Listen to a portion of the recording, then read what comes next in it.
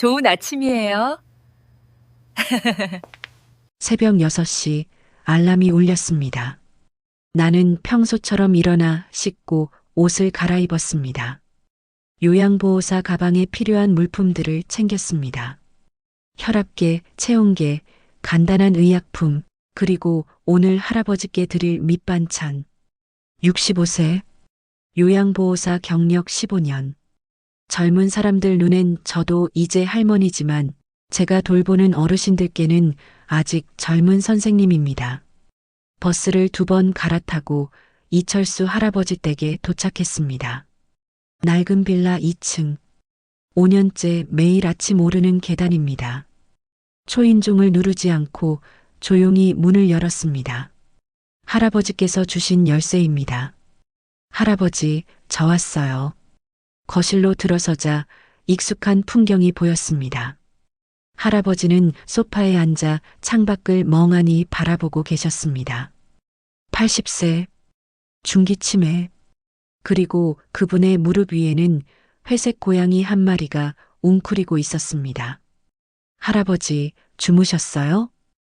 아, 응. 할아버지가 천천히 고개를 돌렸습니다. 잠시 저를 바라보시더니 희미하게 미소 지으셨습니다. 선생님. 네, 정숙이에요. 아침 드셨어요? 밥. 안 먹었어. 예상했던 대답입니다. 나는 가방을 내려놓고 부엌으로 향했습니다. 냉장고를 열어보니 어제 제가 만들어둔 미역국과 반찬이 그대로 있었습니다. 또 안 드셨네. 할아버지는 혼자 계실 때 식사를 거르는 날이 많았습니다. 배가 고픈지도 밥을 먹어야 하는지도 잊으십니다. 아침을 데우는 동안 할아버지 무릎 위의 고양이가 저를 바라봤습니다. 봄이 15살 된 암고양이였습니다. 사람 나이로 치면 76세쯤. 할아버지보다 나이가 적지만 고양이로서는 꽤 늙은 편입니다. 털이 군데군데 빠져 있고 움직임도 느렸습니다. 하지만 눈빛만큼은 여전히 또렷했습니다. 봄아, 잘 있었어? 봄이가 가늘게 울었습니다. 5년 전 제가 처음 이 집에 왔을 때 봄이는 저를 심하게 경계했습니다. 할아버지 곁에 낯선 사람이 오는 게 싫었던 걸까요? 하지만 지금은 다릅니다. 제가 매일 밥을 챙겨주고 화장실을 치워주고 빗질을 해주니까 이젠 친숙합니다. 할아버지, 봄이는 밥 먹었나요? 봄이. 우리 봄이. 할아버지는 봄이의 머리를 쓰다듬으셨습니다.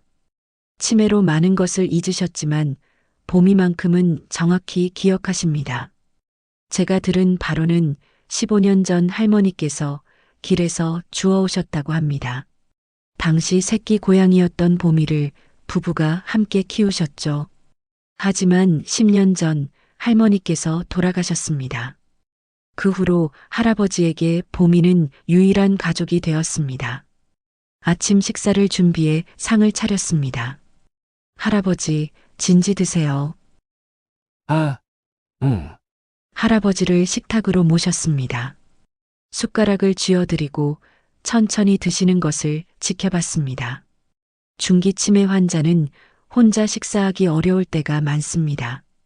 숟가락질을 잊기도 하고 삼키는 것조차 잊기도 합니다. 하지만 다행히 할아버지는 아직 혼자 드실 수 있었습니다. 식사가 끝나고 설거지를 하는데 이상한 소리가 들렸습니다. 드득드득. 무언가 긁는 소리. 봄아, 뭐하니? 거실로 나가보니 봄이가 할아버지 방 책장 뒤를 집요하게 긁고 있었습니다. 앞발로 계속 긁고 고개를 들이밀고 다시 긁고. 봄아, 거기 왜 그래? 다쳐.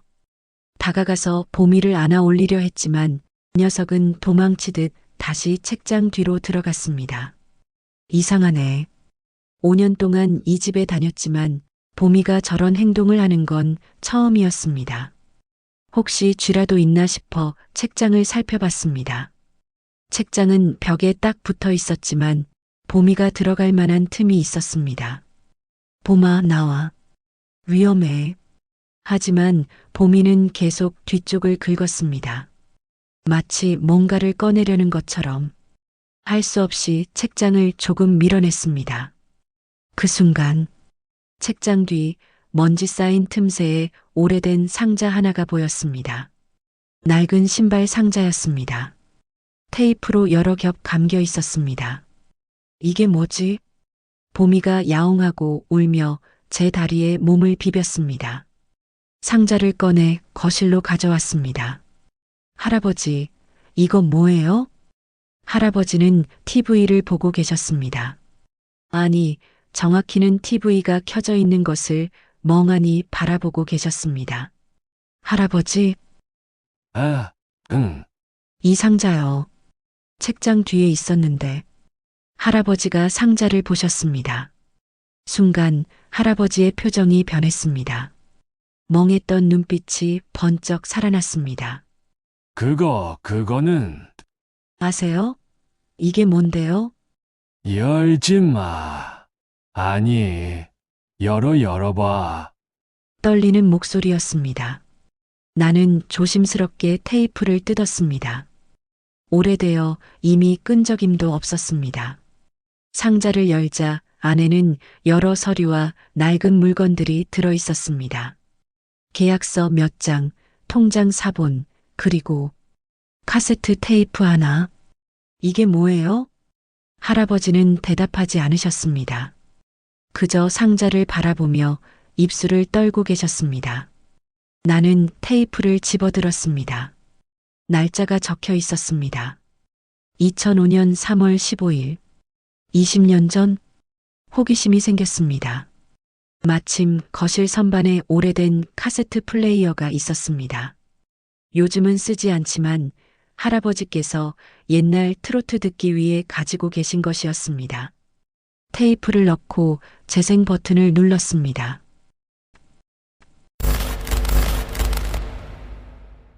잡음이 흘렀습니다.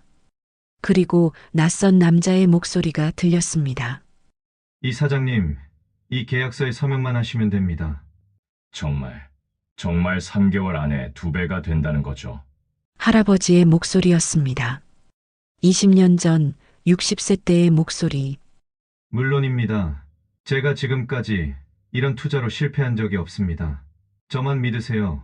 하지만 제 회사 부동산까지 담보로 그래야 은행 대출이 나오잖아요.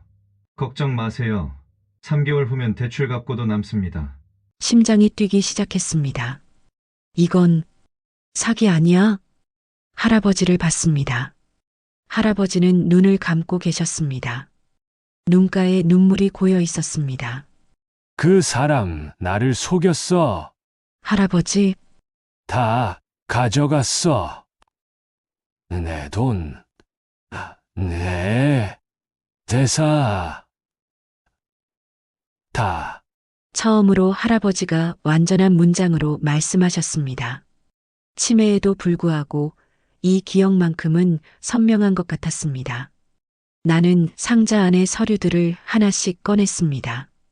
투자 계약서, 대출 서류, 회사 부동산 담보 문서, 그리고 마지막 서류, 파산 선고문.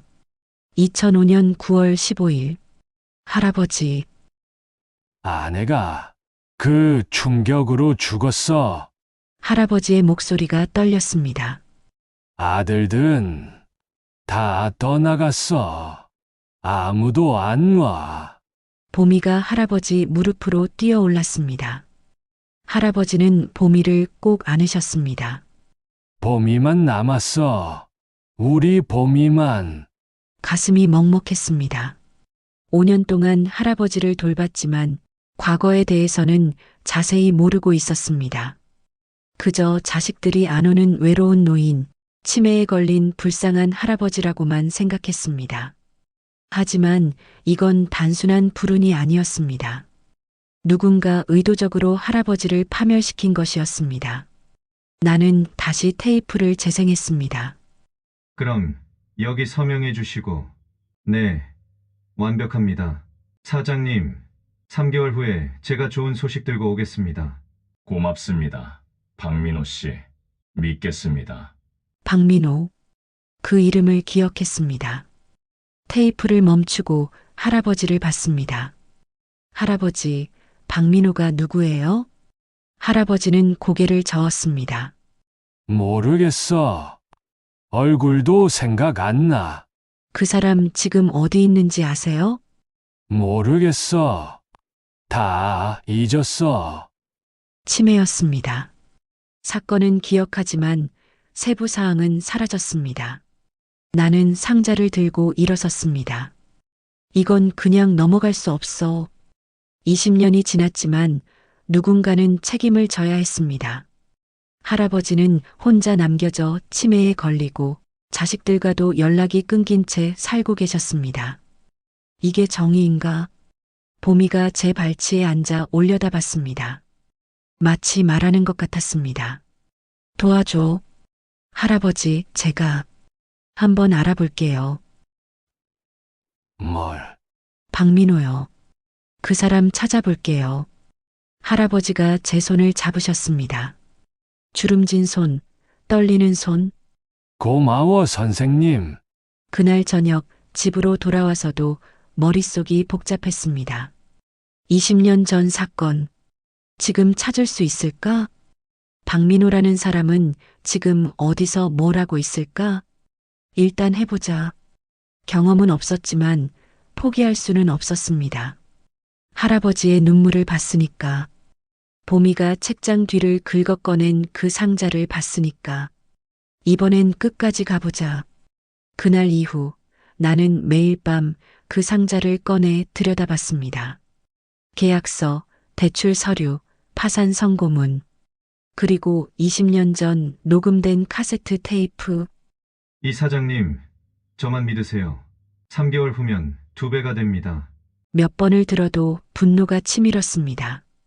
박민호. 그 이름 석자가 머릿속에서 떠나지 않았습니다. 다음 날 아침 평소처럼 할아버지 댁에 갔습니다. 문을 열고 들어서자 할아버지는 어제와 똑같은 자리에 앉아 계셨습니다. 보미는 여전히 무릎 위에. 할아버지, 주무셨어요? 아, 응. 아침 드셨어요? 밥. 똑같은 대화의 반복. 하지만 오늘은 물어봐야 할 게 있었습니다. 아침 식사를 준비하고 할아버지를 식탁에 모신 후 조심스럽게 입을 열었습니다. 할아버지, 어제 그 상자 기억하세요? 할아버지가 숟가락을 든 채 멈췄습니다. 아, 상자. 네, 책장 뒤에 있던 상자요. 테이프 있었잖아요. 순간 할아버지의 눈빛이 변했습니다. 멍했던 눈에 초점이 생겼습니다. 박민호. 네, 맞아요. 박민호. 그 사람 기억하세요?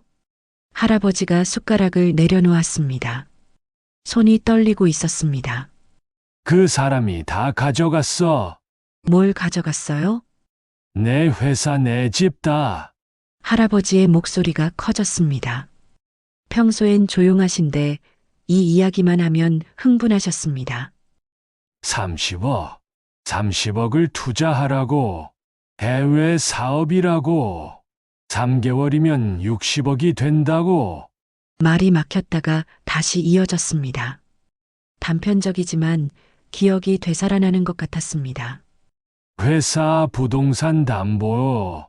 은행에서 대출받아서 다 넣었어.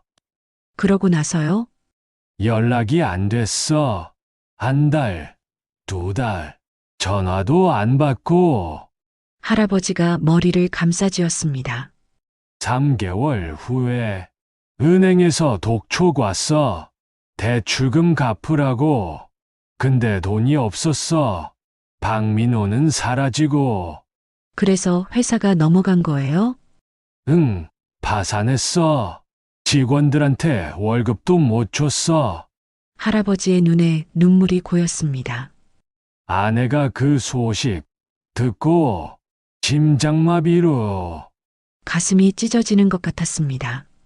그때 내 나이가 61살. 40년 동안 일군 회사였는데 하루아침에 다 날아갔어. 아드님들은요? 할아버지가 고개를 저었습니다. 큰애는 화났어. 아버지가 왜 그런 사기를 당하냐고. 연락 끊었어. 둘째 아드님은요? 미국 갔어. 자기 인생 살아야 한다고. 막내만 가끔 전화했는데 말을 잇지 못하셨습니다. 나는 할아버지의 손을 잡았습니다. 막내 아드님 연락처 있으세요? 모르겠어. 어디 적어뒀는데. 찾아볼게요. 제가 연락해 볼게요. 왜? 박민호를 찾아야죠. 그 사람이 책임져야 해요. 할아버지가 저를 빤히 쳐다봤습니다. 20년이나 지났는데 찾을 수 있어. 해봐야죠. 이대로 그냥 넘어갈 순 없어요. 할아버지가 제 손을 꼭 잡으셨습니다. 힘없는 손이었지만 간절함이 느껴졌습니다. 선생님 고마워. 그날 할아버지 방을 정리하다가 낡은 전화번호부를 찾았습니다. 먼지가 수북이 쌓인 10년은 좋게 된 것 같은 수첩. 펼쳐보니 손글씨로 빼곡히 적힌 이름들과 전화번호. 큰아들 철호, 둘째 준서, 막내 준호, 준호. 그 번호로 전화를 걸었습니다. 신호음이 3번 울린 후 젊은 남자의 목소리가 들렸습니다. 여보세요? 혹시 이준호 씨세요? 네, 그런데요. 저는 김정숙이라고 합니다. 이철수 할아버지 요양보호사예요. 잠시 침묵이 흘렀습니다. 아버지요? 네. 지금 아버지 돌보고 있어요. 무슨 일이세요? 돈 필요하시면 차가운 목소리였습니다. 아니에요. 돈 때문이 아니에요. 아버지 만나러 한번 오실 수 있으세요? 바빠서요. 아버지한테 필요한 게 있으면 돈 보내드릴게요. 준호 씨, 아버지가 20년 전 사기당한 거 아세요? 알죠. 그 일로 우리 가족 다 망가졌는데 그 사기꾼 찾을 수 있을 것 같아요. 전화 너머가 조용해졌습니다. 뭐라고요? 20년 전 증거가 있어요. 녹음 테이프, 계약서, 전부요. 그게 지금 무슨 소용이에요? 20년이나 지났는데 그래도 찾아야죠. 아버지가 억울하게 당하셨는데 한숨 소리가 들렸습니다. 선생님, 그냥 아버지 편하게 여생 보내시게 해주세요. 옛날 일들 촌에서 뭐 하려고요? 준호 씨, 아버지는 매일 그 일 때문에 괴로워하세요. 치매 걸리셨어도 그 기억만큼은 선명하세요. 한 번만이라도 와서 아버지 얼굴 보세요. 그리고 직접 판단하세요. 긴 침묵 끝에 대답이 왔습니다. 이번 주말에 갈게요. 전화가 끊겼습니다. 일단 한 명은 설득했어. 그날 저녁 집으로 돌아와 컴퓨터를 켰습니다. 인터넷 검색창에 박민호를 쳤습니다. 수백 개의 결과가 나왔습니다. 너무 흔한 이름이었습니다. 이렇게 찾을 순 없어. 다시 상자를 꺼내 서류들을 살폈습니다. 계약서에 적힌 회사명, 주식회사 미래투자개발. 검색했습니다. 주식회사 미래투자개발 2006년 폐업. 역시나 사기치고 회사 접은 것이었습니다. 그럼 박민호는 지금 어디서 뭘 하고 있을까? 이름을 바꿨을 수도 있습니다. 아니면 해외로 도망갔을 수도. 이건 내가 혼자 할 수 있는 일이 아니야. 머리가 복잡했습니다. 토요일 오후 약속대로 이준호가 할아버지 댁을 찾아왔습니다. 30대 중반쯤 되어 보이는 남자. 깔끔한 셔츠에 정장 바지. 회사원 같았습니다. 들어오세요. 준호는 현관에서 신발을 벗으며 주변을 둘러봤습니다. 여전히 똑같네. 할아버지 거실에 계세요. 준호가 천천히 거실로 들어갔습니다. 소파에 앉아 계신 할아버지를 봤습니다. 20년 전보다 훨씬 늙고 야윈 모습. 아버지, 할아버지가 고개를 들었습니다. 준호를 보시더니 잠시 멍하니 바라보셨습니다. 누구야? 준호의 얼굴이 굳었습니다. 저예요, 준호. 준호. 막내 아들이요. 할아버지의 눈이 흔들렸습니다. 기억을 더듬는 듯 했습니다. 아, 준호. 우리 막내. 네, 언제 왔어? 오늘요. 뵈러 왔어요. 할아버지가 희미하게 미소 지으셨습니다. 잘 왔어. 밥 먹었어. 준호가 고개를 끄덕였습니다. 눈가가 붉어졌습니다. 나는 조용히 부엌으로 물러났습니다. 차를 준비하며 부자의 대화를 들었습니다. 아버지, 많이 안 좋으시네요. 나 괜찮아? 치매 진단받으신 지 얼마나 됐어요? 치매. 나 치매야? 준호가 한숨을 쉬었습니다. 나는 차를 들고 나가 상 위에 놓았습니다. 준호 씨, 잠깐 얘기 좀 할까요? 준호가 일어나 저를 따라 베란다로 나왔습니다. 문을 닫고 낮은 목소리로 말했습니다. 전화해서 말한 증거요. 보여드릴게요. 가방에서 서류와 카세트 테이프를 꺼냈습니다. 준호가 서류를 넘겨보더니 표정이 굳었습니다. 이게 그때 그 계약서, 테이프도 들어보세요. 휴대폰으로 녹음을 재생했습니다. 이 사장님, 저만 믿으세요. 준호의 주먹이 쥐어졌습니다. 박민호, 기억하세요? 기억하죠. 그 사기꾼 새끼 때문에 우리 가족이 다 망가졌는데. 거친 말투였습니다. 20년간 쌓인 분노가 느껴졌습니다. 이 증거로 그 사람 찾을 수 있을까요? 준호가 고개를 저었습니다. 어려울 거예요. 이름 바꿨을 수도 있고, 해외로 갔을 수도 있고. 그럼 포기해야 하나요? 아니요. 준호가 서류를 다시 들여다봤습니다. 제가 IT 회사 다녀요. 데이터, 분석, 쪽. 옛날 기록 추적할 수 있을 것 같아요. 정말요? 시간은 걸리겠지만 해볼게요. 고마워요. 준호가 창문 너머 할아버지를 봤습니다. 제가 정말 나쁜 아들이었어요. 그렇게 생각 안 해요. 20년간 연락도 안 하고. 아버지 혼자 이렇게 늙어가시는데. 목이 메는 것 같았습니다. 지금이라도 오셨잖아요. 지금부터라도 함께하면 돼요. 준호가 고개를 끄덕였습니다. 선생님, 저도 도울게요. 박민호 그 사기꾼 새끼. 반드시 찾아서 대가를 치르게 만들겠습니다. 그날 두 사람이 생겼습니다. 준호와 나. 20년 전 사기꾼을 찾기 위해 함께 움직일 사람들. 거실로 돌아가자 할아버지는 보미를 안고 졸고 계셨습니다. 준호가 다가가 조용히 앉았습니다. 아버지, 할아버지가 눈을 뜨셨습니다. 아, 응. 제가 자주 올게요. 그리고 아버지 억울한 일 제가 풀어드릴게요. 할아버지는 무슨 말인지 이해하셨는지 모르겠지만 희미하게 미소 지으셨습니다. 고마워. 우리 막내. 보미가 눈을 떴습니다. 준호를 보더니 야옹하고 울었습니다. 시작이야. 이제 진짜 시작이었습니다. 일요일 아침 준호에게서 전화가 왔습니다. 선생님, 찾았어요. 뭐요? 박민호요.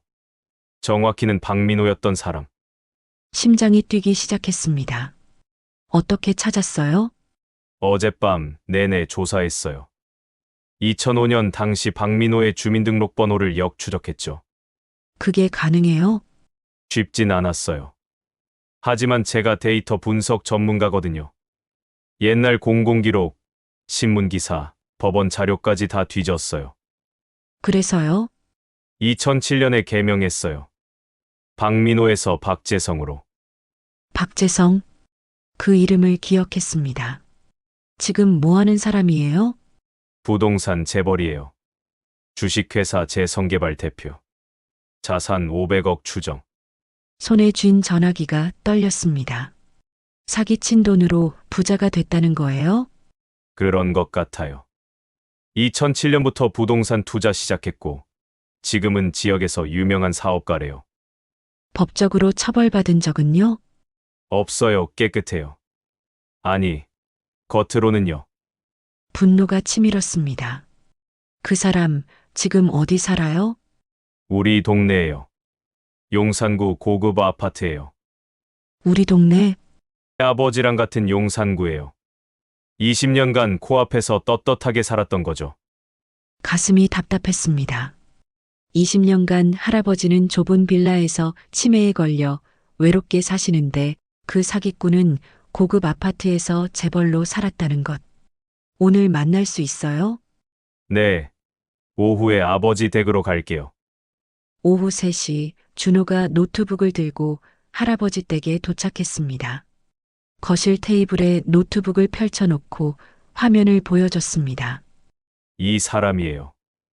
화면에는 60대 남자의 사진이 떠 있었습니다. 깔끔한 정장, 염색한 머리, 자신감 넘치는 미소. 주식회사 재성개발 박재성 대표, 지역 발전 기부금 1억 원 전달. 신문 기사 사진이었습니다. 자선사업가 행세까지 하네요. 준호가 비웃듯 말했습니다. 소파에 앉아 계신 할아버지를 봤습니다. 할아버지, 이 사람 기억하세요? 할아버지가 천천히 화면을 보셨습니다. 잠시 멍하니 바라보시더니 갑자기 표정이 굳어졌습니다. 네. 사람. 누구예요? 이 사람 나를 할아버지의 손이 떨리기 시작했습니다. 박민호. 저 얼굴 기억나? 보미가 할아버지 무릎으로 뛰어올라 몸을 비볐습니다. 할아버지를 진정시키려는 것 같았습니다. 할아버지, 괜찮으세요? 저 사람 나쁜 사람. 나쁜 사람이야. 준호가 노트북을 닫았습니다. 선생님, 이제 어떻게 해야 할까요? 나는 가방에서 상자를 꺼냈습니다. 20년 전 증거들이 든 상자. 일단 경찰에 신고해야죠. 신고요? 사기죄는 공소시효가 있을 텐데. 몇 년이죠? 준호가 휴대폰으로 검색했습니다. 사기죄 10년이에요. 10년? 네. 2005년 사건이면 2015년에 공소시효 끝났어요. 힘이 빠졌습니다. 그럼 처벌할 수 없다는 거예요? 형사처벌은 어렵겠네요. 하지만 준호가 서류를 넘겨봤습니다. 민사소송은 가능해요. 손해배상 청구, 부당이득 반환 청구. 그게 뭐예요? 쉽게 말하면 사기친 돈을 돌려달라고 소송하는 거예요. 형사는 안 되지만 민사는 가능해요. 승소할 수 있을까요? 준호가 고개를 가로저었습니다. 솔직히 어려워요. 20년이나 지났고 증거도 부족하고 녹음 테이프 있잖아요. 그것만으론 부족해요. 게다가 박재성은 돈 많으니까 좋은 변호사 고용할 거예요. 좌절감이 밀려왔습니다. 그럼 방법이 없는 건가요? 준호가 잠시 생각하더니 말했습니다. 한 가지 방법이 있긴 해요. 뭔데요? 다른 피해자를 찾는 거예요. 다른 피해자요? 박민호. 아니, 박재성이 20년 전에 아버지 한 분만 사기쳤을까요? 아마 더 있을 거예요. 맞는 말이었습니다. 만약 피해자들을 모으면 집단 소송도 가능하고 언론의 관심도 받을 수 있어요. 어떻게 찾죠? 인터넷에 글 올리는 거예요. SNS, 커뮤니티, 어디든. 2005년 박민호에게 사기당한 분 계신가요? 이런 식으로요. 그런 게 효과 있을까요? 해봐야죠. 다른 방법도 없고. 나는 고개를 끄덕였습니다. 해봅시다. 준호가 노트북을 다시 켰습니다. 제가 글 올릴게요. 선생님은 혹시 연락 오면 받아주시면 돼요. 그날 저녁부터 준호는 여러 온라인 커뮤니티에 글을 올리기 시작했습니다. 2005년 박민호에게 투자 사기 당하신 분 계신가요? 상세한 내용과 함께 연락처를 남겼습니다. 하지만 일주일이 지나도 연락은 오지 않았습니다. 아무도 안 나타나네요. 준호가 실망한 목소리로 말했습니다.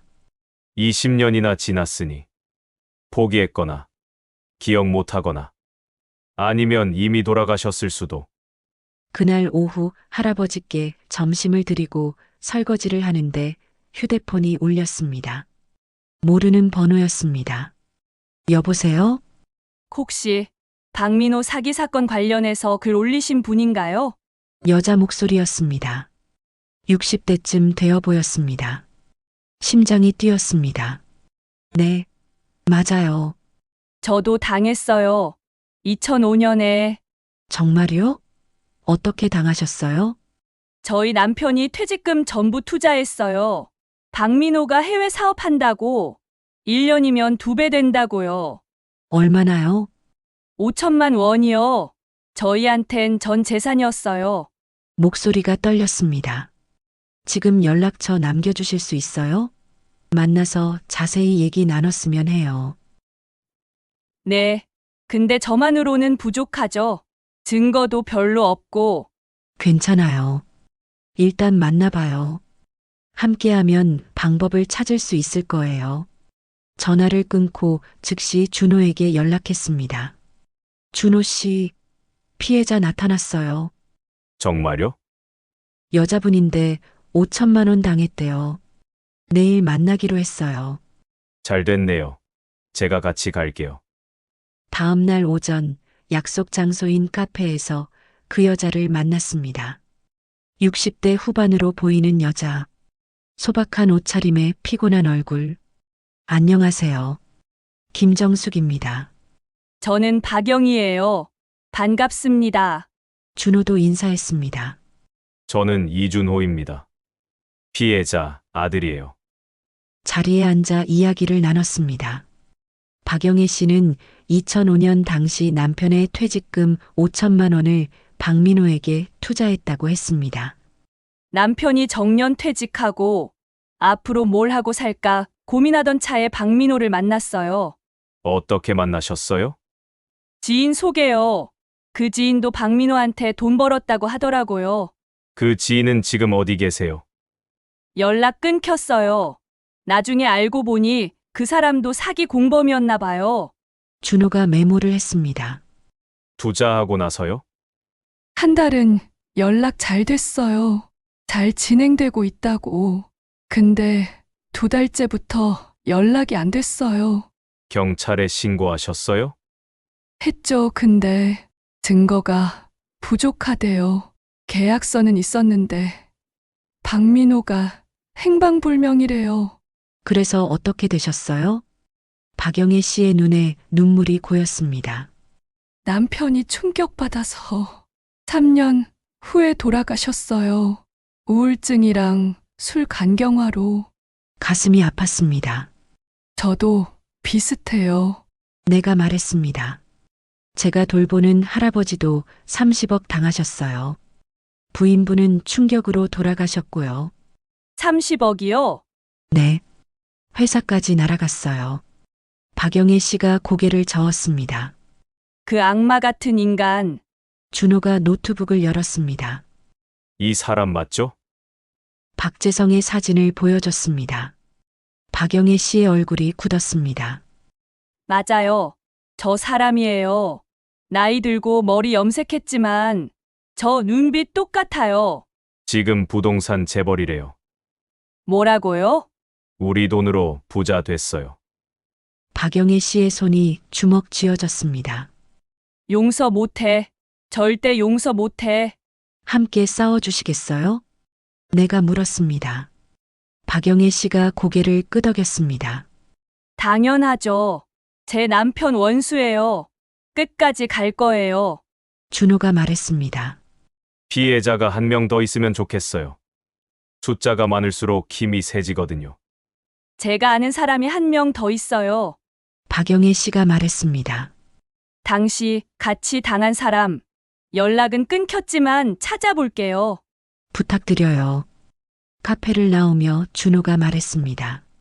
선생님, 이제 시작이에요. 그러게요. 증거 모으고, 피해자 모으고, 그 다음엔 그 다음엔요? 세상에 알리는 거예요. 박재성이 어떤 인간인지. 집으로 돌아와 할아버지께 보고했습니다. 할아버지, 다른 피해자분 만났어요. 할아버지는 TV를 보고 계셨습니다. 아니, 그냥 켜진 화면을 멍하니 바라보고 계셨습니다. 할아버지, 아, 박민호 찾았어요. 지금 박재성이라는 이름으로 살고 있대요. 할아버지의 눈빛이 흔들렸습니다. 잡을 수 있어. 노력해 볼게요. 할아버지, 조금만 기다려 주세요. 할아버지가 내 손을 잡으셨습니다. 고마워. 정말 고마워. 보미가 할아버지 무릎에 뛰어올라 야옹하고 울었습니다. 마치 응원하는 것 같았습니다. 우리가 해낼 수 있을까? 확신은 없었습니다. 하지만 포기할 수는 없었습니다. 할아버지의 떨리는 손을 느끼며 나는 다짐했습니다. 끝까지 가보자. 어떻게든. 박영희를 만난 지 사흘 후 또 다른 피해자가 나타났습니다. 최병수, 65세 남자. 당시 작은 식당을 운영하던 그는 박민호에게 3천만 원을 투자했다가 전부 날렸습니다. 식당 확장하려고 대출받은 돈이었어요. 날아가고 나서 결국 식당 문 닫았죠. 네 사람이 모였습니다. 정숙, 준호, 박영희, 최병수. 준호의 사무실 회의실에서 첫 모임을 가졌습니다. 일단 우리가 가진 증거를 정리해 봅시다. 준호가 화이트보드에 적기 시작했습니다. 피해자 이철수 30억, 박영희 5천만, 최병수 3천만. 가해자 박민호, 증거 녹음 테이프, 계약서, 통장 사본. 문제는 20년이 지났다는 거예요. 공소시효도 끝났고, 최병수가 말을 끊었습니다. 그래도 민사소송은 할 수 있잖아요? 할 수는 있죠. 하지만 승소 확률이. 박영희가 손을 들었습니다. 소송이 목적은 아니잖아요. 그럼요? 세상에 알리는 게 목적이죠. 박재성이 어떤 인간인지. 맞는 말이었습니다. 정숙이 고개를 끄덕였습니다. 맞아요. 지금 그 사람 시의원 출마 준비 중이래요. 그 전에 과거를 폭로해야 해요. 준호가 노트북을 켰습니다. SNS로 퍼뜨리는 건 어떨까요? 제가 영상 만들어서. 그때 정숙의 휴대폰이 울렸습니다. 할아버지 댁 경비원이었습니다. 선생님, 큰일 났어요. 무슨 일이에요? 할아버지가 쓰러지셨어요. 지금 119 불렀어요. 심장이 철렁 내려앉았습니다. 지금 갑니다. 전화를 끊고 일어섰습니다. 할아버지가 쓰러지셨대요. 먼저 가볼게요. 준호도 일어났습니다. 저도 갈게요. 병원 응급실. 할아버지는 침대에 누워 산소 마스크를 쓰고 계셨습니다. 의사가 나와 설명했습니다. 혈압이 급격히 올라가셨어요. 뇌졸중 초기 증상입니다. 어떻게 된 거예요? 스트레스가 원인일 가능성이 높습니다. 치매 환자는 감정 변화에 취약하거든요. 제 잘못이에요. 준호가 말했습니다. 제가 박재성 얘기를 너무 많이 했어요. 아버지가 스트레스 받으셨나 봐요. 죄책감이 밀려왔습니다. 내가 이 일을 시작하지 않았으면. 그날 밤 할아버지는 입원하셨습니다. 정숙은 병실을 지켰습니다. 보미는 집에 두고 왔습니다. 병원에 데려올 수 없었으니까. 보미도 할아버지 보고 싶어 할 텐데. 새벽 2시 할아버지가 눈을 뜨셨습니다. 할아버지, 괜찮으세요? 여기가 어디야? 병원이에요. 쓰러지셔서. 쓰러졌어. 네. 혈압이 올라가셔서. 할아버지가 천천히 주변을 둘러보셨습니다. 보미는 집에 있어요. 괜찮아요. 할아버지가 내 손을 잡으셨습니다. 미안해. 왜요? 내가 짐이 되는구나. 무슨 말씀이세요? 절대 그렇지 않아요. 그만둬. 그 일. 그만둬. 할아버지, 박민호, 그 사람. 위험해. 그만둬. 할아버지의 눈에 눈물이 고였습니다. 나 때문에 선생님까지 다치면 안 돼. 가슴이 미어졌습니다.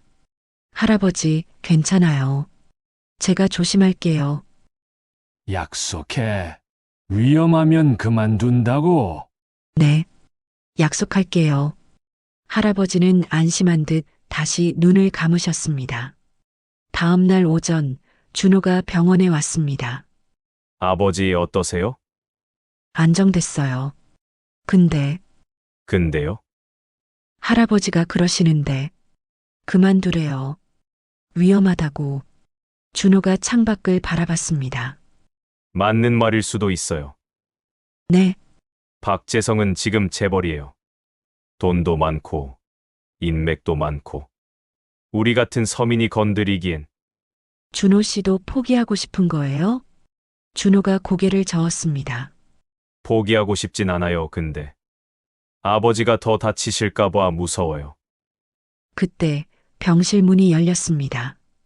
박영이었습니다. 손에 과일 바구니를 들고 할아버지 어떠세요? 많이 좋아지셨어요. 박영이가 침대 옆에 앉았습니다. 할아버지, 저 박영희예요.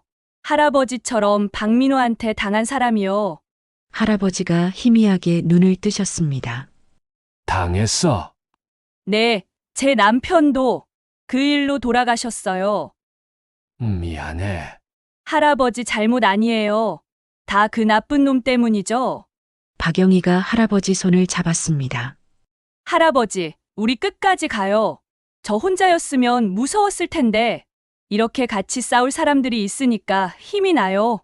할아버지의 눈에서 눈물이 흘렀습니다. 고마워. 그날 오후 할아버지가 퇴원하셨습니다. 집으로 모시고 가는 길에 준호가 말했습니다. 선생님, 계속할까요? 네, 이 일이요. 할까요? 말까요? 정숙은 잠시 생각했습니다. 할아버지는 그만두라고 하셨습니다. 위험하니까. 하지만 박영희는 계속하자고 했습니다. 함께니까. 합시다. 정말요? 네. 단 조심하면서요. 할아버지 더 다치지 않게. 준호가 고개를 끄덕였습니다. 알겠습니다. 집에 도착하자 보미가 현관에서 기다리고 있었습니다. 할아버지를 보자마자 야옹하고 울며 달려왔습니다. 봄아, 보고 싶었구나. 할아버지가 보미를 안으셨습니다. 며칠 후 이상한 일이 시작됐습니다. 정숙의 집 앞에 낯선 차가 계속 서 있는 것이었습니다. 처음엔 우연이라 생각했습니다. 하지만 사흘 연속 같은 차, 같은 자리. 누가 감시하는 건가? 준호에게 전화했습니다. 준호 씨, 이상한 차가 집 앞에 계속 있어요. 차 번호 알아요? 네, 적어뒀어요. 보내주세요. 제가 확인해 볼게요. 1시간 후 준호에게서 연락이 왔습니다. 선생님, 그 차요. 네, 박재성 회사 소유예요. 주식회사 재성개발. 등골이 서늘해졌습니다. 감시하고 있는 거예요? 그런 것 같아요. 박영희 씨 집 앞에도 같은 차가 있대요. 최병수 씨는요? 확인해 볼게요. 저녁 4사람이 긴급 회의를 했습니다. 온라인으로 다들 감시당하고 있어요. 준호가 말했습니다. 박재성이 우리를 알고 있다는 거죠. 최병수가 떨리는 목소리로 말했습니다. 무서운데요. 그만둘까요? 박영희가 단호하게 말했습니다. 아니에요. 이건 오히려 기회예요. 기회요? 박재성이 우리를 두려워한다는 증거잖아요. 감시할 정도로요. 맞는 말이었습니다. 준호가 고개를 끄덕였습니다. 맞아요. 만약 우리가 별거 아니면 무시했겠죠. 감시한다는 건 우리가 위협이 된다는 거예요. 그럼 이제 어떻게 하죠? 정숙이 말했습니다. 증거를 더 모아야죠. 그리고요. 박재성을 직접 만나는 거예요. 모두가 놀랐습니다. 직접요. 네. 우리가 아는 걸 알려주고 사과와 배상을 요구하는 거예요. 만약 거부하면요? 그럼 세상에 알리는 거죠. 언론에도 제보하고 SNS에도 올리고. 준호가 생각하더니 말했습니다. 좋은 생각이에요. 만남을 녹음하면 증거도 되고. 위험하지 않을까요? 최병수가 걱정했습니다. 공개된 장소에서 만나면 괜찮을 거예요. 박영희가 말했습니다. 그럼 누가 가죠? 모두가 정숙을 봤습니다. 제가 가야겠죠. 혼자는 위험해요. 준호가 말했습니다. 제가 같이 갈게요. 아버지 아들이니까 명분도 있고. 그럼 저희는요? 밖에서 대기하세요. 혹시 모르니까. 다음 날 준호가 박재성 회사에 전화를 걸었습니다. 박재성 대표님과 통화하고 싶습니다. 무슨 일로 그러시죠? 20년 전 일로 상의드릴 게 있습니다. 박민호 시절 일이요. 잠시 침묵이 흘렀습니다. 잠시만 기다리십시오. 3분 후 남자의 목소리가 들렸습니다. 누구십니까? 차갑고 경계하는 목소리. 이준호라고 합니다. 제 아버지가 2005년에 박민호 씨, 아니, 박재성 대표님께 투자했던 사람입니다. 한번 만나 뵙고 싶습니다. 무슨 용건이죠? 직접 만나서 말씀드리겠습니다. 긴 침묵 끝에 대답이 왔습니다. 내일 오후 3시 우리 회사 사무실로 오십시오. 네, 알겠습니다. 전화가 끊겼습니다. 준호가 정숙을 봤습니다. 내일이에요. 드디어 만나요. 네, 두렵지 않으세요? 두렵죠. 하지만 해야죠.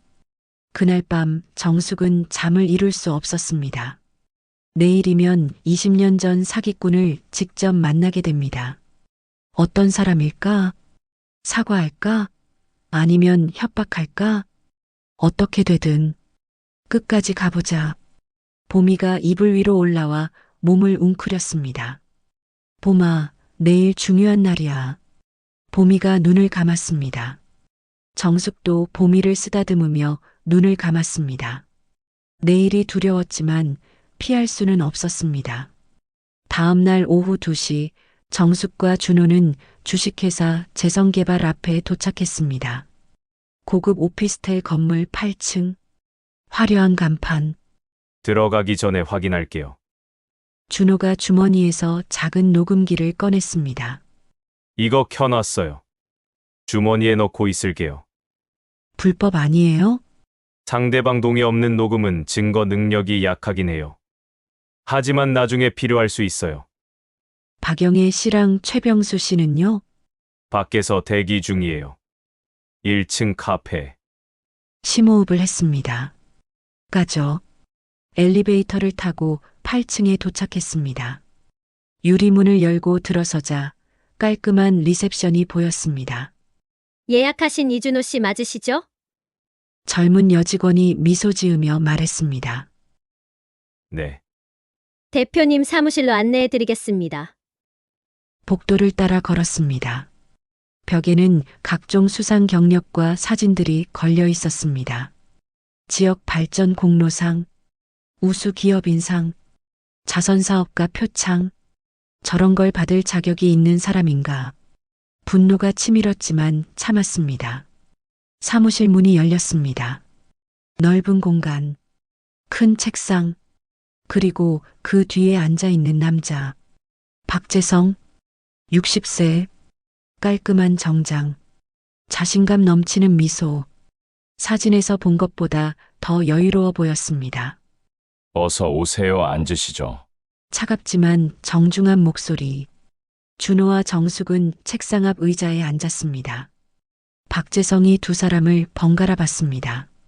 이준호 씨, 그리고 김정숙입니다. 요양보호사예요. 아, 그렇군요. 무슨 용건으로 오셨죠? 준호가 가방에서 서류를 꺼냈습니다. 2005년 계약서. 이거 기억하십니까? 박재성이 서류를 집어들었습니다. 잠시 보더니 무표정하게 내려놓았습니다. 20년도 더 된 서류네요. 제 아버지와 박민호. 아니, 대표님이 체결한 투자 계약서입니다. 박민호요? 네, 대표님의 옛 이름이죠. 박재성의 미소가 사라졌습니다. 제 이름을 어떻게 아시죠? 조사했습니다. 2007년 개명 기록도 찾았고요. 그래서요? 제 아버지는 이 계약으로 30억을 잃었습니다. 회사도 날아가고 어머니는 충격으로 돌아가셨습니다. 박재성이 팔짱을 꼈습니다. 안타까운 일이네요. 하지만 그게 저와 무슨 상관입니까? 대표님이 돈을 받고 사라지셨잖아요. 증거 있습니까? 준호가 또 다른 서류를 꺼냈습니다. 통장 사본. 30억이 이체된 기록. 여기요. 박민호 명의 계좌로 30억이 들어갔어요. 박재성이 서류를 힐끗 봤습니다. 20년 전 일이에요. 기억도 안 나네요. 기억 안 나세요? 네, 그때 저는 투자 중개 일을 많이 했거든요. 일일이 기억할 수가 없죠. 정숙이 참지 못하고 입을 열었습니다. 거짓말 마세요. 30억이 작은 돈입니까? 기억 안 날 리가 없잖아요. 박재성이 정숙을 쳐다봤습니다. 차가운 눈빛. 요양보호사분이 무슨 상관이죠? 저는 이철수 할아버지를 5년째 돌보고 있어요. 할아버지가 얼마나 고통받는지 매일 보고 있어요. 그건 안타깝지만 제 책임은 아니에요. 책임 없으세요? 대표님이 사기친 거잖아요. 박재성이 책상을 손으로 쳤습니다. 날카로운 소리가 울렸습니다. 사기? 함부로 말 조심하시죠. 명예훼손으로 고소할 수 있어요. 준호가 정숙을 진정시키고 다시 말했습니다. 대표님, 우리가 원하는 건 간단합니다. 사과와 배상이에요. 사과요? 네. 제 아버지와 다른 피해자분들께 사과하시고 당시 받은 돈을 돌려주세요. 박재성이 비웃었습니다. 다른 피해자요? 누구죠? 박영희 씨, 최병수 씨. 대표님한테 사기당한 분들이에요. 이름도 못 들어본 사람들이네요. 기억 안 나실 수도 있죠. 워낙 많이 사기 치셨으니까. 박재성의 얼굴이 굳었습니다. 지금 저를 사기꾼이라고 하는 겁니까? 사실이잖아요. 증거 있습니까? 법적으로 인정될 증거? 준호가 휴대폰을 꺼냈습니다. 녹음 테이프 있어요. 대표님이 제 아버지를 속이는 대화가 녹음돼 있어요. 20년 전 녹음이요. 그게 법정에서 통할 것 같아요? 충분히 통할 겁니다. 박재성이 일어났습니다. 이준호 씨, 김정숙 씨, 제 충고 들으세요. 창문 쪽으로 걸어가 밖을 내려다봤습니다. 저는 지금 이 지역에서 가장 성공한 사업가 중 한 명입니다. 시의원 출마도 준비 중이고요. 그게 뭐가 자랑입니까? 사기친 돈으로 만든 성공인데. 박재성이 돌아섰습니다. 20년이 지났어요. 공소시효도 끝났고 민사소송을 하신다 해도 이길 가능성은 거의 없어요. 그래도 할 겁니다. 왜요? 돈도 시간도 다 낭비하면서. 정숙이 일어났습니다. 정혜 때문입니다. 박재성이 웃었습니다. 비웃는 듯한 웃음. 정이요. 세상이 그렇게 단순하다고 생각하세요? 단순하든 복잡하든 잘못은 바로 잡아야죠. 바로 잡는다. 좋아요. 한번 해보시죠. 박재성이 책상으로 돌아가 인터폰을 눌렀습니다. 최 비서, 들어와. 문이 열리고 50대 남자가 들어왔습니다. 검은 정장, 선글라스. 최 비서, 이분들 안내해드려. 네, 대표님. 준호가 일어났습니다. 대표님, 마지막으로 한 번 더 묻겠습니다. 사과하실 생각 없으세요? 박재성이 앉으며 말했습니다. 없습니다. 그리고 잠시 멈추더니 차갑게 덧붙였습니다. 앞으로 저나 제 회사에 연락하지 마세요. 다음번엔 법적 조치를 취하겠습니다. 정숙이 책상을 짚고 말했습니다. 이철수 할아버지는 80세예요. 치매에 걸려서 대부분을 잊었지만 대표님 얼굴만큼은 기억해요. 악몽처럼요. 박재성이 정숙을 빤히 쳐다봤습니다. 이철수와 그 늙은이 아직 살아있나 보네요. 뭐라고요? 솔직히 말하면 그 사람 욕심이 문제였어요. 돈 벌고 싶어서 안달이었잖아요. 준호가 주먹을 쥐었습니다. 지금 피해자를 비난하는 겁니까? 사실을 말하는 거죠. 세상에 공짜는 없어요. 그 사람이 순진했던 거예요. 정숙의 눈에서 눈물이 흘렀습니다. 분노의 눈물. 당신, 정말 인간입니까? 박재성이 미소 지었습니다. 차갑고 오만한 미소. 인간이죠. 다만 현실을 아는 인간이에요. 최 비서가 다가왔습니다. 나가시죠. 준호가 정숙의 어깨를 잡았습니다. 선생님, 가요. 복도로 나왔습니다. 엘리베이터를 기다리는 동안 정숙은 온몸이 떨렸습니다. 준호 씨, 저 사람. 알아요. 최악이에요. 반성 같은 거 하나도 없어요. 사과는커녕 할아버지를 비난하네요. 엘리베이터가 도착했습니다. 타고 내려가는 동안 침묵이 흘렀습니다. 1층에 도착해 카페로 향했습니다. 박영희와 최병수가 기다리고 있었습니다. 어떻게 됐어요? 박영희가 급하게 물었습니다. 준호가 고개를 저었습니다. 최악이에요. 사과는커녕 피해자 탓을 하네요. 뭐라고요? 이철수 할아버지가 욕심이 많아서 당한 거래요. 최병수가 주먹으로 테이블을 쳤습니다. 그 개자식. 박영희가 눈물을 닦았습니다. 이제 어떻게 하죠? 정숙이 자리에 앉으며 말했습니다. 세상에 알려야죠. 세상에요? 네. 언론, SNS, 어디든. 박재성이 어떤 인간인지 다 알려야 해요. 준호가 고개를 끄덕였습니다. 제가 녹음한 거 있어요. 주머니에 녹음기 넣고 있었거든요. 뭐가 녹음됐어요? 박재성이 아버지를 비난하는 말, 사과 거부하는 말, 전부요. 정숙이 준호의 손을 잡았습니다. 그걸로 영상 만들 수 있어요? 네, 제가 편집해서 SNS에 올릴게요. 언론 제보도 해야죠. 박영희가 말했습니다. 제가 아는 지역신문 기자가 있어요. 연락해 볼게요. 네 사람은 결의에 찬 눈으로 서로를 봤습니다. 이제 진짜 시작이에요. 준호가 말했습니다. 박재성은 우리를 무시했어요. 하지만 곧 후회하게 만들 겁니다. 그날 밤 준호는 녹음 파일을 편집했습니다. 박재성의 목소리가 선명했습니다. 그 사람 욕심이 문제였어요. 순진했던 거예요. 사과할 생각 없습니다. 영상을 만들었습니다. 피해자들의 사진, 계약서, 이미지, 그리고 박재성의 목소리. 제목을 정했습니다. 60대 부동산 재벌의 20년 전 사기, 피해자는 지금도 고통받고 있다. 업로드 버튼 위에 커서를 올렸습니다. 이거 올리면 되돌릴 수 없어. 하지만 망설임은 짧았습니다. 영상이 올라갔습니다. 동시에 박영희는 지역 신문 기자에게 제보했습니다. 최병수는 자신의 SNS에 피해 사실을 올렸습니다. 정숙은 할아버지 댁에서 할아버지 손을 잡고 있었습니다. 할아버지, 시작했어요. 이제 세상이 알게 될 거예요. 할아버지는 잠들어 계셨습니다. 보미가 무릎 위에서 함께 휴대폰이 울렸습니다.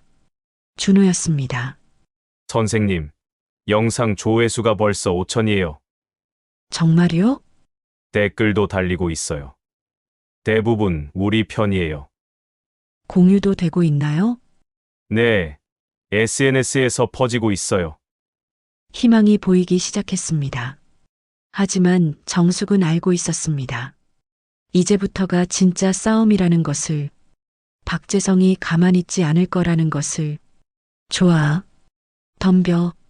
보미가 눈을 뜨고 정숙을 올려다봤습니다. 봄아, 이제 시작이야. 보미가 야옹하고 울었습니다. 마치 응원하는 것처럼. 영상을 올린 지 이틀이 지났습니다. 조회수는 5만을 넘었습니다. 댓글은 수천 개, 공유도 계속 늘어났습니다. 하지만 예상치 못한 일이 벌어졌습니다. 준호에게서 다급한 전화가 왔습니다. 선생님, 큰일 났어요. 무슨 일이에요? 박재성 측에서 고소했어요. 명예훼손이랑 무고죄로. 손에서 전화기가 떨어질 뻔했습니다. 고소요? 네. 방금 경찰서에서 연락 왔어요. 조사받으러 나오래요. 우리가 잘못한 게 있나요? 녹음을 동의 없이 한 게 문제래요. 그리고 영상이 명예훼손이래요. 하지만 사실이잖아요. 사실이어도 명예훼손은 성립할 수 있대요. 게다가 준호의 목소리가 떨렸습니다. 박재성이 변호사 10명을 고용했대요. 우리를 완전히 짓밟으려는 것 같아요. 가슴이 답답했습니다. 얼마나 청구했어요? 손해배상 20억이요. 20억? 평생 모아도 만들 수 없는 돈이었습니다. 그날 오후 네 사람이 긴급 모임을 가졌습니다. 준호의 집에서 모두의 얼굴이 창백했습니다. 이게 말이 돼요? 박영희가 떨리는 목소리로 말했습니다. 우리가 피해자인데 왜 우리가 고소당하는 거예요? 최병수가 고개를 저었습니다. 돈이 있으면 다 할 수 있나 봐요. 변호사 10명이면. 준호가 노트북을 열었습니다. 더 심각한 게 있어요. 화면을 돌렸습니다. 박재성의 반박 영상이 올라와 있었습니다. 깔끔한 정장을 입고 차분한 표정으로 카메라를 보는 박재성. 최근 저에 대한 악의적인 영상이 SNS에 퍼지고 있습니다. 20년 전 일을 왜곡하고 저를 사기꾼으로 모는 내용입니다. 저는 20년 전 합법적인 투자 중개업을 했을 뿐입니다. 일부 투자가 실패한 것은 사실이지만 이는 시장 상황 때문이었습니다. 저 역시 피해를 봤습니다. 거짓말이었습니다. 완벽한 거짓말. 하지만 그의 영상도 빠르게 퍼지고 있었습니다. 댓글을 봤습니다. 역시 한쪽 말만 들으면 안 되지. 돈 떼먹으려고 고소하는 거 아니야? 20년이나 지났는데 왜 이제 와서? 여론이 바뀌고 있었습니다. 정숙이 화면을 닫았습니다. 이럴 줄 알았어야 했는데. 선생님 잘못 아니에요. 준호가 말했습니다. 우리가 너무 순진했어요. 박재성은 20년간 이런 일을 해온 사람이에요. 그날 밤 정숙은 혼자 집에 앉아 있었습니다. 20억. 어떻게 갚죠? 집을 팔아도 안 되는 돈. 내가 뭘 한 거지? 할아버지께 드릴 말씀이 없었습니다. 다음 날 아침 할아버지 댁에 갔습니다. 평소처럼 인사를 드렸지만 목소리가 떨렸습니다. 할아버지, 주무셨어요? 할아버지는 소파에 앉아 계셨습니다. 보미가 무릎 위에 앉아 있었습니다. 아, 응, 아침 드셨어요? 안 먹었어. 식사를 준비하는데 눈물이 났습니다. 할아버지를 위해서 한 일인데 왜 이렇게 됐을까? 아침을 드시는 할아버지를 보며 정숙은 말을 꺼냈습니다. 할아버지, 제가 아, 응, 실수를 한 것 같아요. 할아버지가 숟가락을 멈췄습니다. 무슨, 박재성을 고소하려고 했는데 오히려 우리가 고소당했어요. 할아버지의 눈빛이 흔들렸습니다. 얼마나? 20억이요. 20억. 할아버지가 숟가락을 떨어뜨렸습니다. 미안해요. 제가 잘못 생각했어요. 할아버지가 제 손을 잡으셨습니다. 내 잘못이야. 내가 욕심 부려서. 아니에요. 할아버지 잘못 아니에요. 그만둬. 이제 그만둬. 선생님까지 망가지면 안 돼. 할아버지의 눈에서 눈물이 흘렀습니다. 보미가 할아버지 무릎에서 야옹하고 울었습니다. 마치 위로하는 것처럼. 그날 저녁 경찰서에서 연락이 왔습니다. 김정숙 씨, 내일 오전 10시까지 나와주세요. 조사받으셔야 합니다. 네. 전화를 끊고 준호에게 연락했습니다. 준호 씨, 내일 경찰서 가야 해요. 저도요. 같이 가죠. 박영애 씨랑 최병수 씨는요? 그분들도 곧 조사받을 거래요. 다음 날 경찰서. 차가운 조사실에서 형사와 마주 앉았습니다. 김정숙 씨, 박재성 씨 동의 없이 대화를 녹음하셨죠? 네. 하지만 증거를 확보하려고. 그건 불법입니다. 통신비밀보호법 위반이에요. 하지만 그 사람이 사기를 쳤잖아요. 그건 별개 문제입니다. 일단 녹음부터 불법이에요. 그럼 저희가 처벌받는 거예요? 최종 판단은 검찰과 법원이 하겠지만 명예훼손 성립 가능성이 높아요. 20억. 진짜 내야 하나요? 그건 민사 문제니까 재판 결과를 봐야죠. 조사가 끝나고 나왔습니다. 복도에서 준호가 기다리고 있었습니다. 어떻게 됐어요? 최악이에요. 그때 복도 끝에서 익숙한 얼굴이 보였습니다. 박재성 변호사 여러 명과 함께 걸어오고 있었습니다. 우리를 보자 멈춰 섰습니다. 그리고 미소 지었습니다. 승자의 미소. 이준호 씨, 김정숙 씨, 여기서 보내요. 제 충고 안 들으시더니 결국 이렇게 됐네요. 준호가 주먹을 쥐었습니다. 아직 끝난 거 아닙니다. 끝났어요, 이미? 박재성이 가까이 다가왔습니다. 두 분, 현명하게 생각하세요. 지금이라도 공개 사과하고 영상 내리면 선처할 수도 있어요. 선처요? 20억은 무리일 테니 5억 정도로 합의하죠. 분할 납부 허용하고. 5억이면 선처예요? 네, 제 너그러움이죠. 정숙이 참지 못하고 말했습니다. 당신이 먼저 30억을 돌려줘야죠. 박재성이 웃었습니다. 30억. 증거 있어요? 법정에서 인정될 증거? 녹음 테이프 있잖아요. 불법 녹음이죠. 증거 능력 없어요. 다른 피해자들도 있어요. 그 사람들 진술이 뭐가 증거예요? 20년 지난 기억? 박재성이 명함을 꺼내 정숙에게 건넸습니다. 일주일 드릴게요. 생각해보세요. 영상 내리고 사과하면 5억, 안 하면 20억. 선택하세요. 그리고 돌아서서 걸어갔습니다. 변호사들이 따라갔습니다. 정숙은 명함을 구겨버렸습니다. 저 인간. 준호가 정숙의 어깨를 잡았습니다. 선생님, 진정하세요. 어떻게 진정해요? 저 인간이 어떻게 하는데요? 눈물이 흘렀습니다. 분노의 눈물, 좌절의 눈물. 그날 밤 네 사람은 다시 모였습니다. 하지만 이번엔 분위기가 달랐습니다. 영상 내릴까요? 모두가 정숙을 봤습니다. 하지만 우리가 질 수밖에 없어요. 돈도 없고 변호사도 없고. 최병수가 한숨을 쉬었습니다. 영상 내리는 게 현실적인 것 같긴 해요. 준호가 고개를 저었습니다. 아니에요. 아직 포기하면 안 돼요. 하지만 방법이 없잖아요. 찾아야죠. 어떻게요? 준호가 대답하지 못했습니다. 그날 모임은 결론 없이 끝났습니다. 정숙은 집으로 돌아왔습니다. 텅 빈 집. 소파에 앉아 창밖을 바라봤습니다. 이렇게 끝나는 건가? 30억을 잃고 치매에 걸린 할아버지. 20억 소송에 짓눌린 자신. 승리의 미소를 짓는 박재성. 정의는 없는 건가? 휴대폰이 울렸습니다. 모르는 번호였습니다. 여보세요?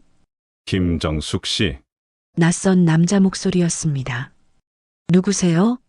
저는 변호사 한동민이라고 합니다. 변호사요? 내 선생님이 올린 영상 봤어요. 네. 도와드리고 싶습니다. 심장이 뛰기 시작했습니다. 도와준다고요? 네, 변호를 해드리겠습니다. 왜요? 저희 돈도 없는데. 저도 20년 전에 박민호한테 당했거든요. 무료로 변호를 도와드리겠습니다. 정숙은 전화기를 꽉 쥐었습니다. 정말요? 네, 제 아버지가요. 5천만 원 날리고 돌아가셨어요. 그래서 변호사가 됐어요. 언젠가 그 인간을 법정에 세우려고. 그럼 도와주실 수 있어요? 할 수 있어요. 이번이 기회예요. 제대로 싸워봅시다. 전화를 끊고 한참을 울었습니다. 이번엔 희망의 눈물이었습니다. 아직 끝나지 않았어. 변호사 한동민을 만난 것은 다음 날이었습니다. 40대 초반, 깔끔한 인상. 하지만 눈빛은 날카로웠습니다. 만나서 반갑습니다. 네 사람 모두 그의 사무실에 모였습니다. 한동민이 서류를 펼쳤습니다. 일단 현재 상황을 정리하죠. 박재성이 명예훼손과 무고죄로 고소했고 손해배상 20억을 청구했다. 네. 하지만 우리도 맞고소할 수 있어요. 사기죄는 공소시효가 지났지만 민사상 부당이득 반환 청구는 가능합니다. 이길 수 있을까요? 한동민이 고개를 끄덕였습니다. 쉽진 않지만 가능해요. 특히 그가 노트북을 열었습니다. 이 녹음 테이프, 불법 녹음이긴 하지만 형사 증거로는 안 되어도 민사 참고 자료로는 쓸 수 있어요. 정말요? 네. 그리고 여러 피해자의 일관된 진술도 증거가 될 수 있어요.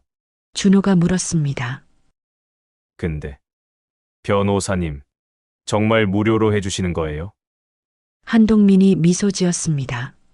네, 이건 제 개인적인 복수이기도 하니까요. 복수요? 제 아버지가 박민호한테 당하고 3년 후에 돌아가셨어요.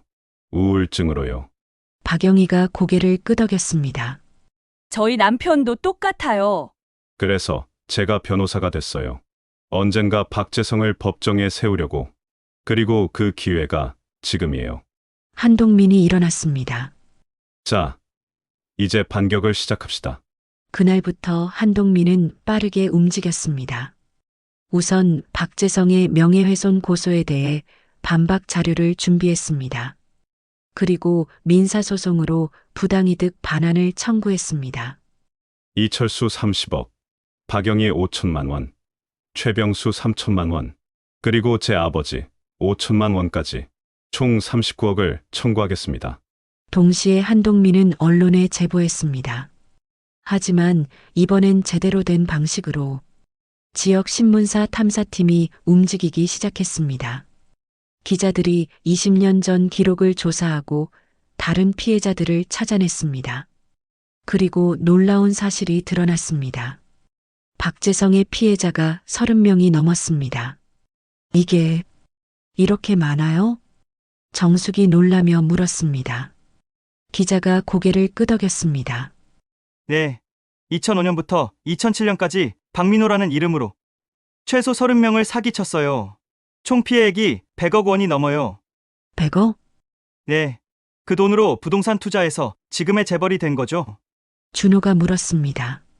다른 피해자들은 왜 신고 안 했어요?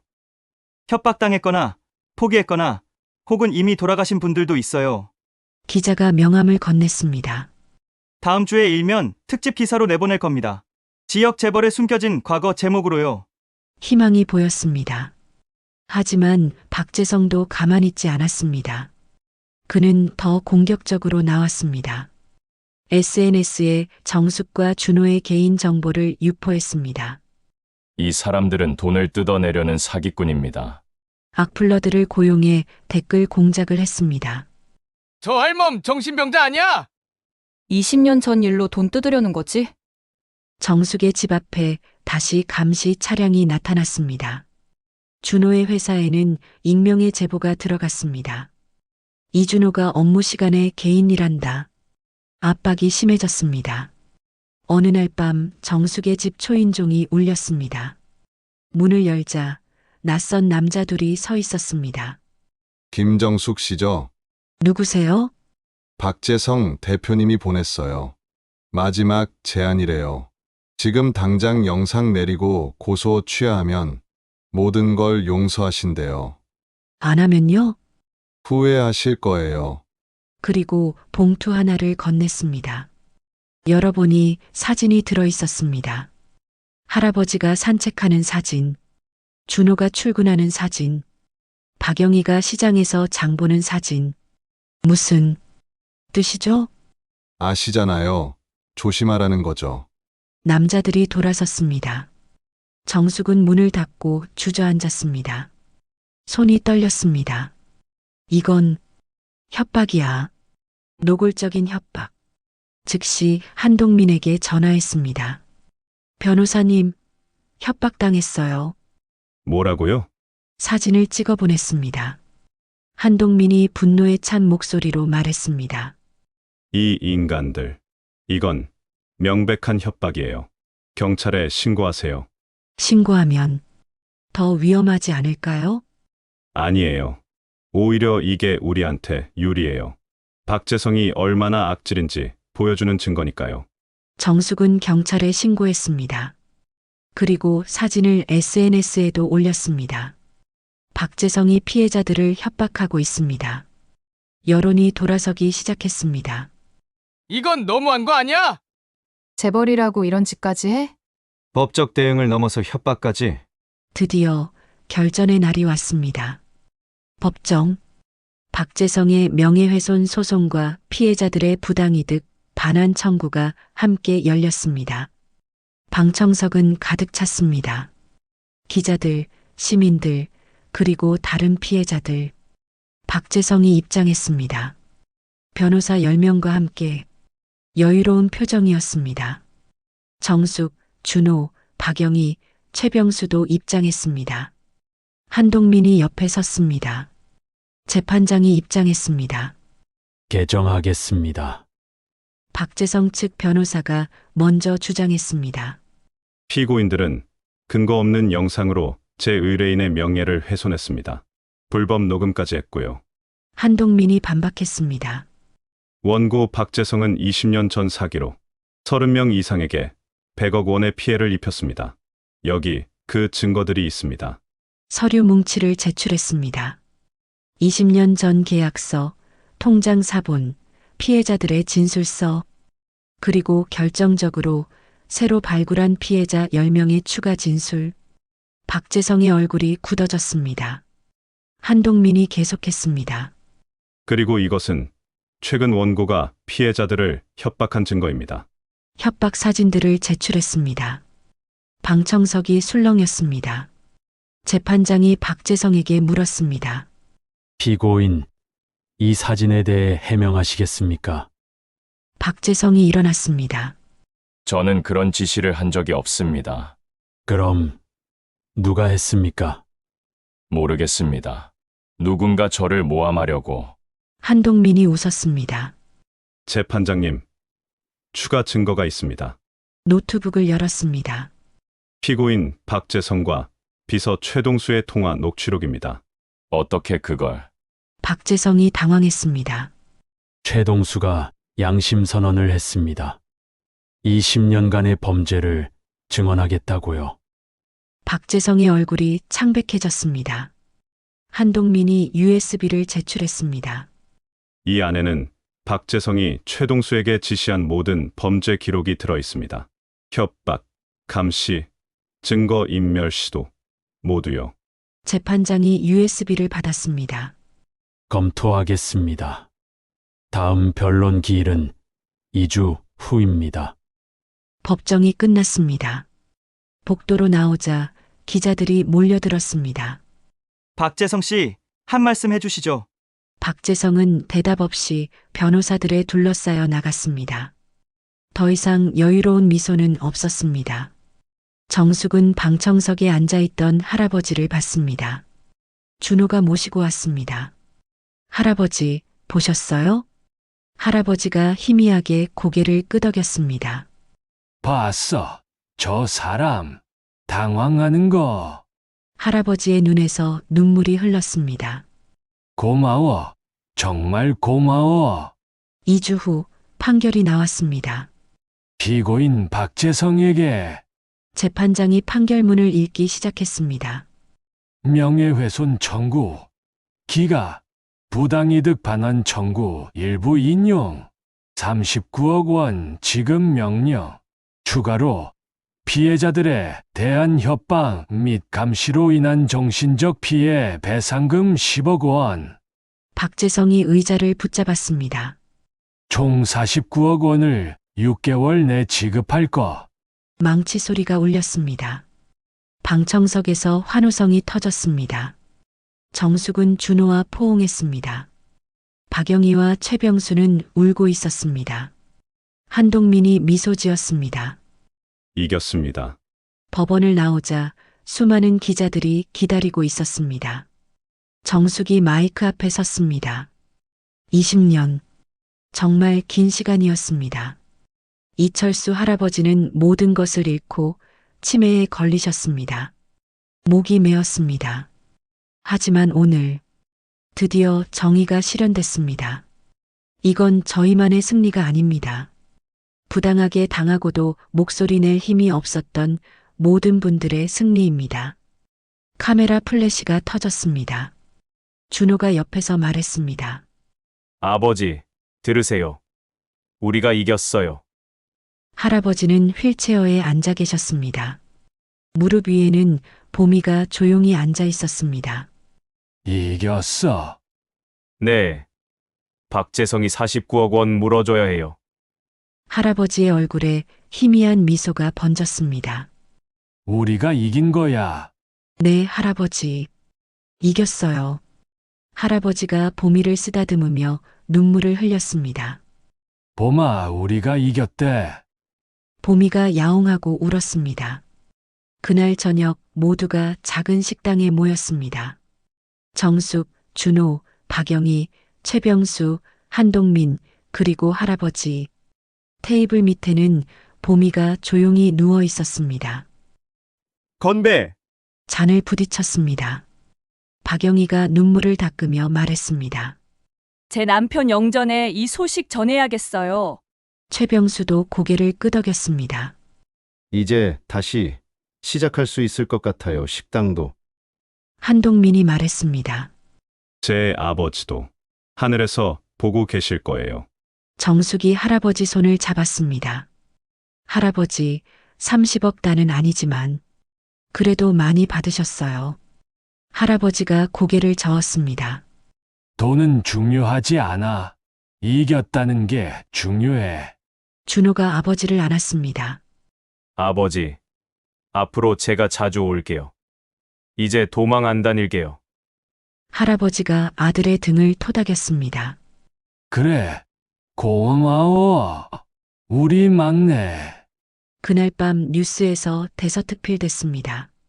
재벌 사기 사건, 20년 만에 정의 실현. 65세 요양보호사와 15세 고양이가 밝혀낸 진실. 박재성 49억 배상 판결. 시의원 출마 포기. 박재성의 회사는 주가가 폭락했습니다. 거래처들이 계약을 끊었습니다. 명예는 바닥에 떨어졌습니다. 판결이 난 지 한 달이 지났습니다. 박재성은 항소했지만 2심에서도 패소했습니다. 결국 49억 원을 지급했습니다. 이철수 할아버지는 30억 중 20억을 받았습니다. 박영희, 최병수, 한동민의 아버지 목도 돌아갔습니다. 하지만 돈보다 중요한 것은 명예회복이었습니다. 할아버지는 더 이상 사기꾼에게 속은 어리석은 노인이 아니었습니다. 부당함에 맞서 싸워 이긴 용감한 피해자였습니다. 어느 화창한 봄날, 정숙은 할아버지와 함께 산책을 나갔습니다. 휠체어를 밀며 공원을 걸었습니다. 보미는 할아버지 무릎 위에 앉아 있었습니다. 할아버지, 날씨 좋죠? 응, 좋아. 봄이도 좋아 보여요. 봄이가 눈을 가늘게 뜨고 햇살을 쬐고 있었습니다. 16살이 된 노묘였습니다. 벤치에 앉아 쉬었습니다. 할아버지, 저 이제 새로운 일 시작해요. 새로운 일. 네. 억울한 어르신들 도와드리는 상담소요. 할아버지가 고개를 돌려 정숙을 봤습니다. 그래, 좋은 일이야. 할아버지 덕분에 용기 얻었어요. 내가 뭘. 끝까지 포기 안 하셨잖아요. 치매 걸려도 아프셔도. 할아버지가 봄이를 쓰다듬었습니다. 봄이가 찾아줬어. 진실을. 맞아요. 봄이가 영웅이에요. 봄이가 야옹하고 울었습니다. 저 멀리서 준호가 걸어오고 있었습니다. 손에는 꽃다발을. 아버지, 선생님, 준호 씨, 어쩐 일이에요?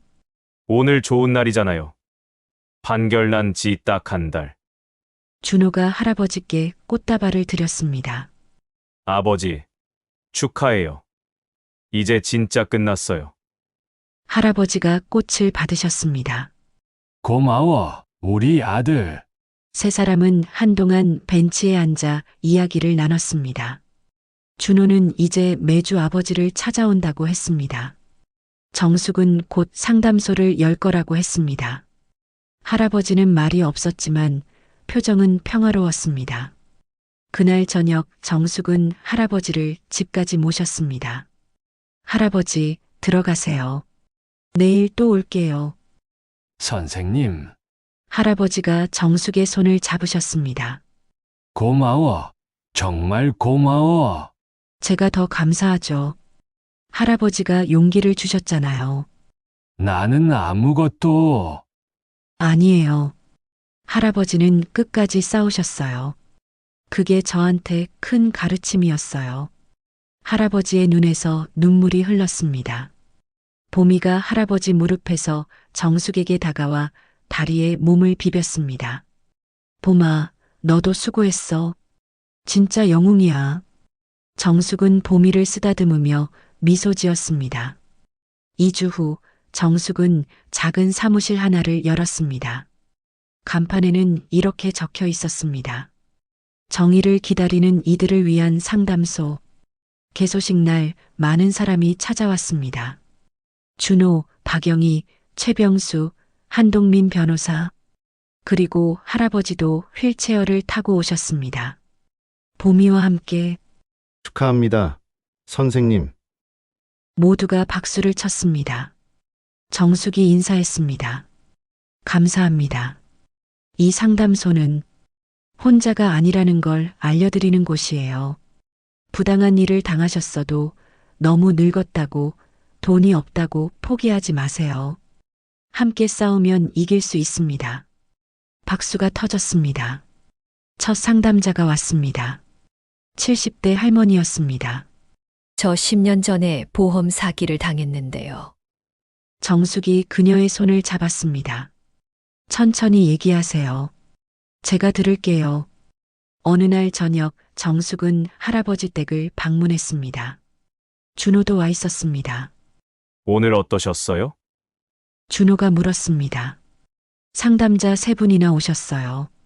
다들 용기 내서 오시더라고요. 좋은 일 하시네요. 할아버지 덕분이에요. 할아버지는 TV를 보고 계셨습니다. 아니, 정확히는 봄이를 쓰다듬으며 멍하니 화면을 보고 계셨습니다. 할아버지, 저 왔어요. 할아버지가 천천히 고개를 돌렸습니다. 선생님. 네, 정숙이에요. 할아버지가 희미하게 미소 지으셨습니다. 치매는 점점 진행되고 있었습니다.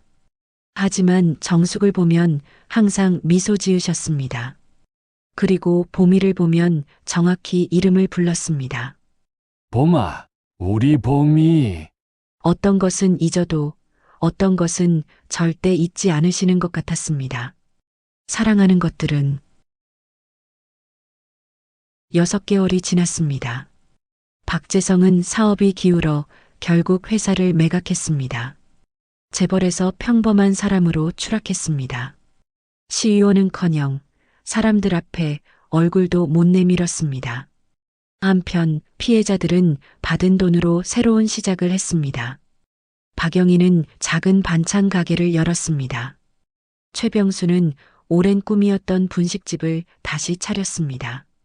준호는 아버지와 함께 살기로 했습니다. 할아버지는 기억은 점점 잃어갔지만 아들과 보미가 곁에 있어 외롭지 않았습니다.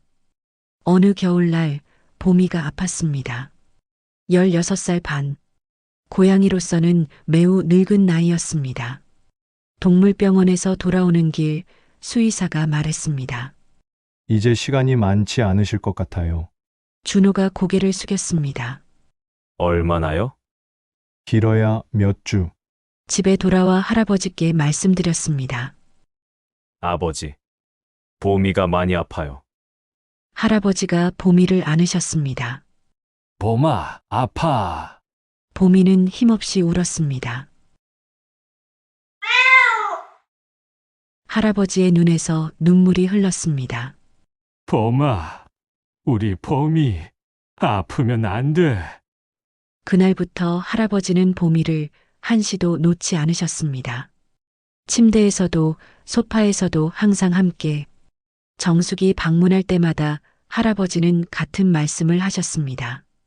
봄이 아파. 할아버지가 많이 돌봐주세요. 보미가 할아버지 제일 좋아해요. 나도 봄이 좋아.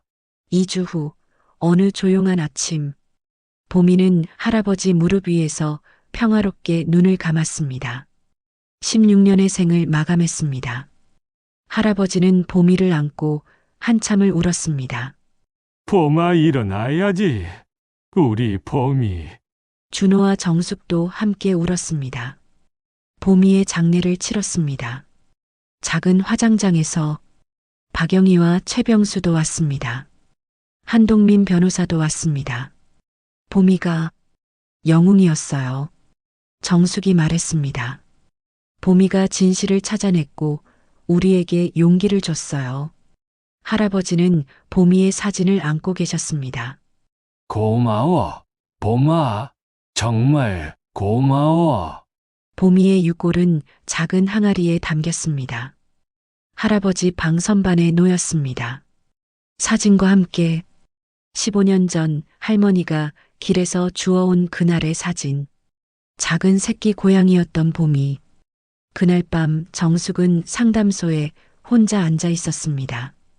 봄아, 고마웠어. 모든 걸 시작하게 해줘서. 눈물이 흘렀습니다. 하지만 슬픔만은 아니었습니다. 보미는 16년을 살았습니다. 마지막까지 사랑받으며 의미 있게. 그것으로 충분했습니다. 1년 후 이철수 할아버지는 치매가 더 진행됐습니다. 대부분을 잊었습니다. 하지만 가끔, 아주 가끔 맑은 순간이 있었습니다. 선생님, 우리 이겼지? 네, 할아버지. 이겼어요. 봄이는 어디 갔어? 보미는 하늘나라 갔어요. 할아버지 지켜보고 있어요. 할아버지가 선반 위 항아리를 바라봤습니다. 그래, 우리 봄이. 어느 봄날 정숙은 할아버지와 함께 공원에 갔습니다. 벚꽃이 만발한 날이었습니다.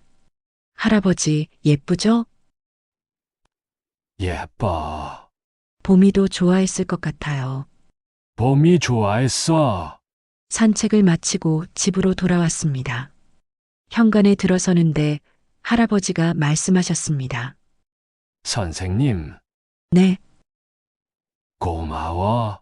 나를 지켜줘서. 정숙이 할아버지 손을 잡았습니다. 제가 더 감사하죠.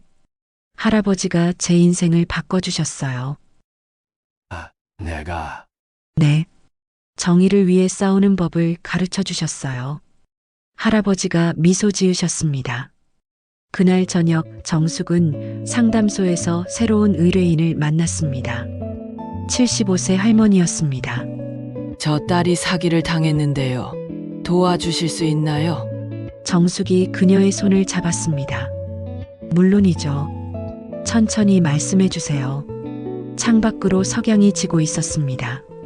하지만 상담소 안은 따뜻한 빛으로 가득했습니다. 정의를 기다리는 사람들이 있는 한 이 빛은 꺼지지 않을 것입니다.